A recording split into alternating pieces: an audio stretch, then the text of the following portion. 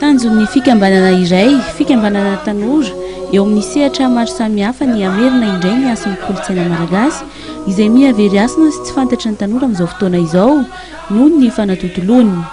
Na eo amin'ny fiteny izany, na fitafy, na ny fomba fiaina, na sakafo, na ireo maro hafa. Fanentanana no ataon'izy ireo amin'izany mba hampanarahana ny kolontsaina malagasy amin'ny toetrandro ankehitriny. Itsika tsy hoe very akory ny kolontsaintsika fa ny ankamaroan'ny fotoana na iray tsy fantatritsika le izy. Ny faharoa ary izay faharoa izay ary ny tena ratsy indraindray aratsitsika le ataoko hoe kolontsaina izay nananantsika tany aloha tany. Tsy hisy olona avita fahagagana eto ka hoe hiverina tampoka ho tian'ny kolontsainy malagasy na ohatrohatr'izany na ahoana zavatra mitrango eo na ahoana zavatra mitrango eo. Fa ny zavatra hoentinay dia hoentina ho atao tsara ny fivoahany mba hitiavan'ny olona rehetrarehetra azy. Izay zavatra izay hatsarana rehetra ao anatin'ny zavatra nataontsika, izay zavatra fanaontsika izay no ezahana ho avoaka indrindrindrindra satria ny zavatra ratsy anie tsy tian'ny olona ho azy, ny zavatra tsara no tian'ny olona. Ka rehefa avoakanao no mahatsara ny zavatra anankiray dia tian'ny olona ho azy izay zavatra izay.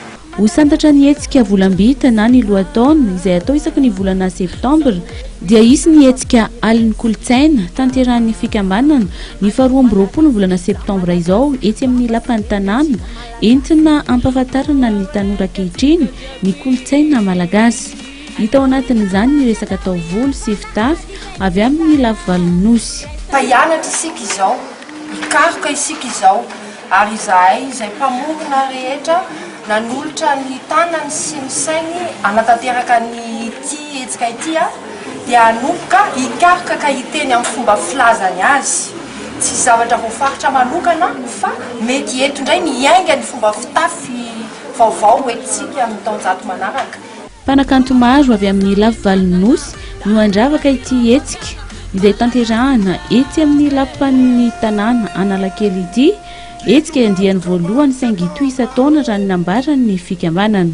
Fihavanana mampalaza ny malagasy afatra dady lahy tiavininao ny nolotra miane